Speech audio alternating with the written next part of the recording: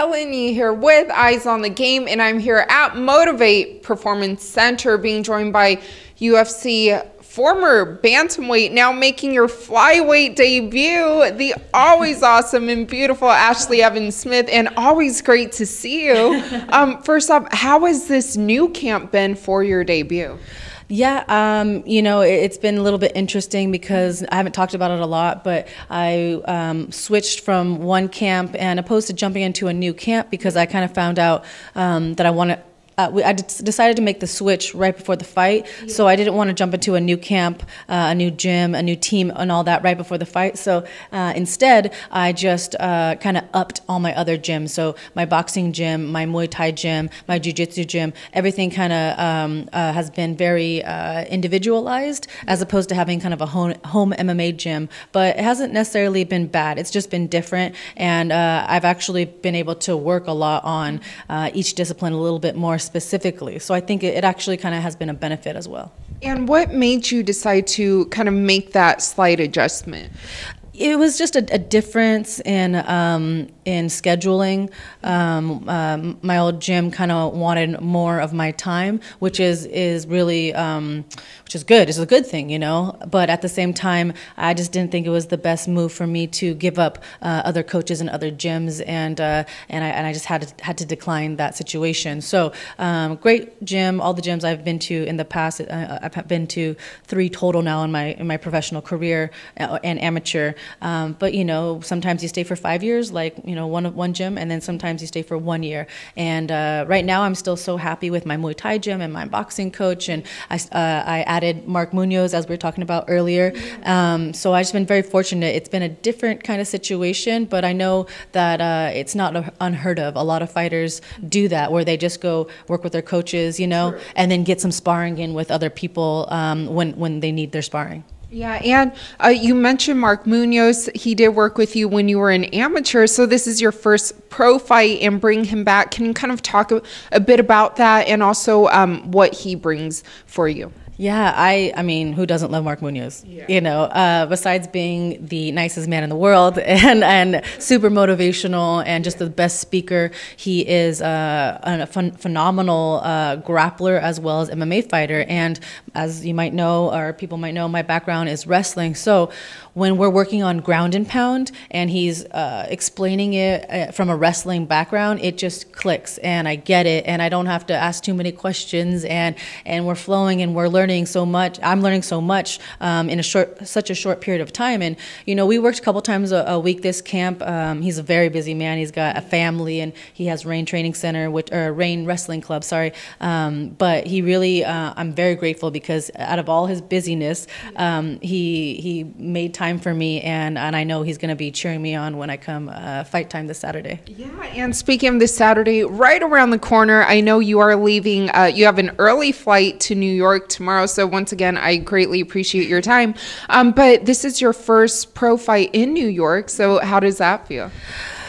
Good and bad, in the sense that I love New York. No, not the time change. I really don't mind. It's 3 hours. But I love New York. I've been there once or twice, I think, to Manhattan, and once to Brooklyn.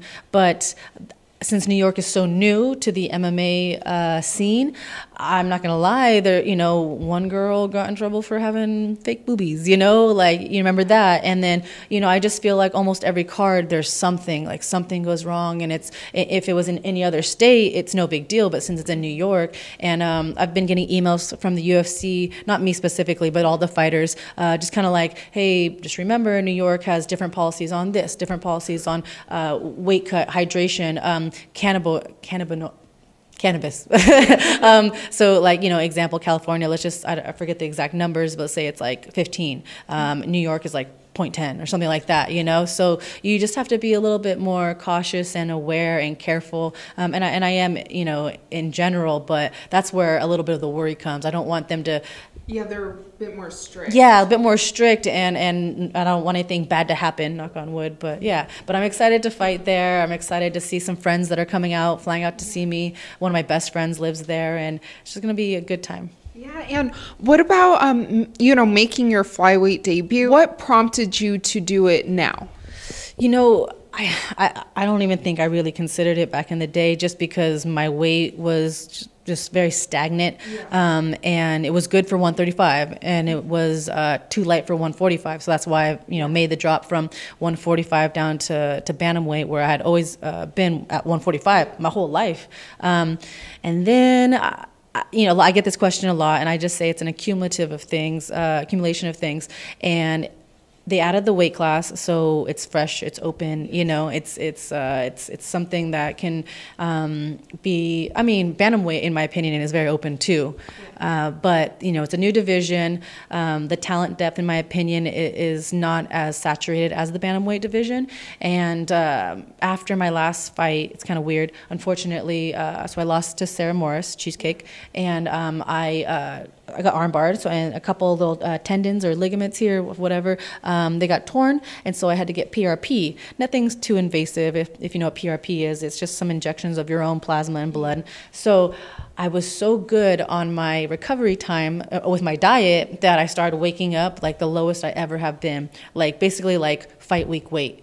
And I was like, wow, because I was just so nervous about coming, getting back in shape, but also having to lose the weight, being kind of doubly out of shape, So I was just, and all the timing. And then people kept asking me, oh, you look so slim, you look good, you didn't go down. And so everything just started to click. I'm like, okay, new division, my weight is low, why not? And I thought to myself, I was only cutting about 3 to 6 pounds the night before bantamweight, and I was like, I can cut way more than this. True. And not that that's the goal, to cut as much as possible, but I just thought, if I do it like I have been, with enough time out before the fight and in a healthy way, work with a nutritionist, don't cheat on my diet, then why not? Why not just be a leaner, faster, stronger fighter? True. Yeah, and I was going to ask you also, how do you feel, being lighter and now training lighter as well? So I love being lighter, and it really has helped with my speed.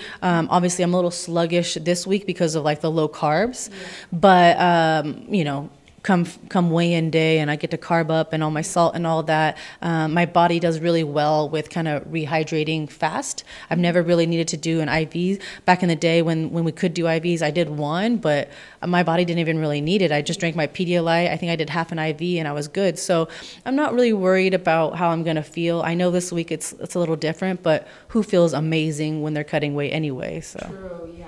And what about your opponent, Beck Rawlings? Can you kind of talk about how you feel you guys match up stylistically? Stylistically, I feel lucky that they offered me this fight, because unfortunately I am coming off 2 losses, and, you can't really say no in the UFC, because it's just everybody wants to be there, and if you say no, that might put a bad taste in their mouth, and then you might not get a fight. And so I just, I was hoping they offered me someone, I wouldn't say an easy fight, but, there are definitely better matchups for certain fighters than others. And I think this is maybe they like me, I don't know, but I think it's a great matchup for me. Her as a fighter, unfortunately, I'm not the only person to say this, but I've had coaches and friends watch tape on her, and she just hasn't really evolved over the years. So I'm thinking okay, the style matchup is great. She's not too 3-dimensional or 2-dimensional even. So I'm happy with it, really happy with it. Yeah.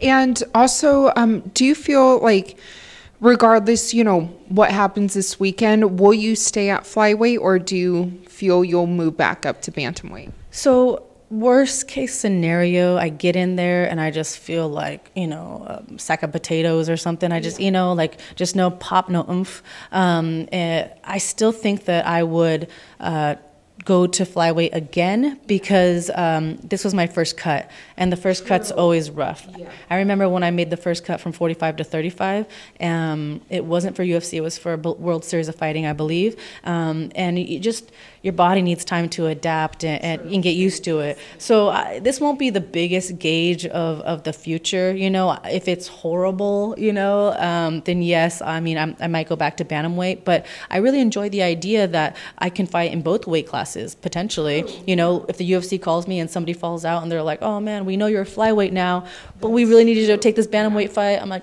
how much money do you want to pay me? You know, like, so I mean, it's nice. It's good to have options. Yeah, absolutely. Yesterday, it was announced on April Fool's Day because the main event of your card, Tony Ferguson, unfortunately suffered an injury. He's out now. So Max Holloway has stepped up, will move up to lightweight to fight for the belt against Khabib.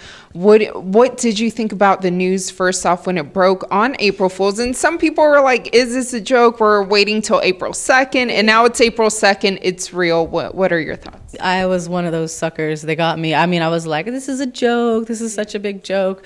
I mean, I just thought, you know, that what are the chances that it happens on that day?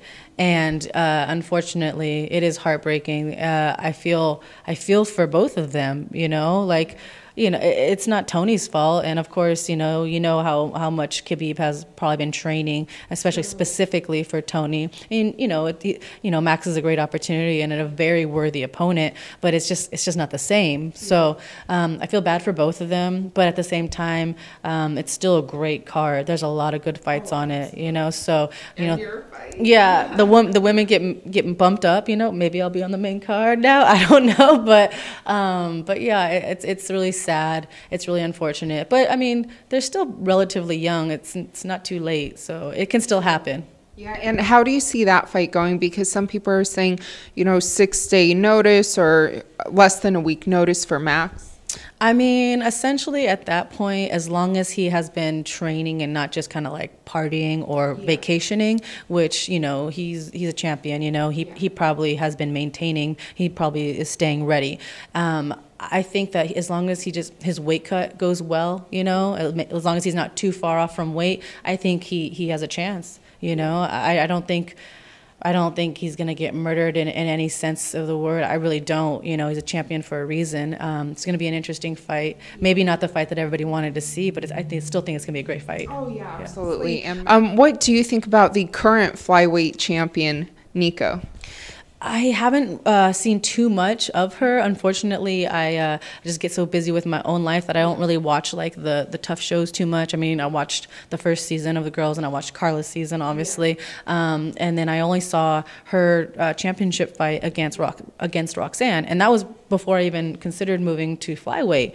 And that was really one of the deciding factors for me. You know, I thought she was a skilled fighter, but mainly heart. And tenacious, and which will get you very, very, very far. But I thought it was interesting that I got her to the championship level that fast, which to me just said how open the division was. And Roxanne, I've seen that girl really grow leaps and bounds in the last few years. I remember she was back in Japan and not having the best success, and then she moved back over here. And, you know, you pay attention to her because she's such an interesting person and seemingly such a sweetheart. You know, I don't know her personally, but I like that about her. And it was a good fight for a while, but then you could just see the champ just wear her down with her her tenacity and her heart. And so, I thought, all right, well, what if you take a fighter who's got heart and who's tenacious and persistent with skills? Well, more skills. She does have skills, you know what I mean? But yeah, so I mean, she's champion, but I don't know how long she'll be champion for. And you mentioned because obviously you said this weekend with it being your debut, you see yourself taking another flyweight fight. So are there any names in mind or opponents? Oh man, yeah. People ask this question, and I just say, like, it's kind of boring, I know, but I honestly just take one fight at a time, you know, because, you know, sometimes you get so caught up looking ahead that you stumble over what's right in front of you, and I don't want to do that, you know, and I say that Beck is one-dimensional and this and that, but I'm not taking her for granted. You know, she's a tough cookie, and she's in the UFC for a reason, and she's had almost twice as many professional fights as I have, and, you know, like, I can give her props. You know, I'm not too much of an a-hole to be like, oh, look at me, you know, like, she's done good things, you know, but she's just not better than me. And I think that you know, after this fight, I wish her the best, you know, like, she I don't want her to win, obviously, but you respect her. I respect her, to be completely honest. Like in a couple other interviews, I haven't been as cordial, I guess you would say. But at the end of the day, any woman, any fighter at this level, I respect. All your fans respect and love you, and can't wait to watch your flyweight debut, UFC 223, going down in New York on Saturday. What would you like to say to your fans? Oh my gosh, they've been so great, and I think I said this in an interview before, but I've really come to appreciate my fans, because even the little comments on Instagram, some people say like, oh, she probably doesn't run her own account, but I try to interact with a lot of them, and I do. I run all my own accounts, and I'm telling you, sometimes someone will write this little paragraph and it's like super inspirational, and I don't know them. They're like in Kentucky, in nowhere, middle of nowhere, and it like touches me, and it makes me like, I'm tired, and I'm like, oh, I don't want to train, and that little paragraph from someone I've never met really inspires me, and I'm like, oh, I gotta go, I gotta train, So I'm just grateful to all of them, especially because I am unfortunately coming off the 2-fight losing streak, and it makes you feel bad about yourself, and you're like, who wants to support a loser, But at the end of the day, that's not what it's about. It's about continuing your fighting career, not giving up, and getting back on the horse and continuing, and then building yourself up into a champion. And that's where it's going to mean a lot. And the fans that stick by me through the ups and the downs, I love you guys.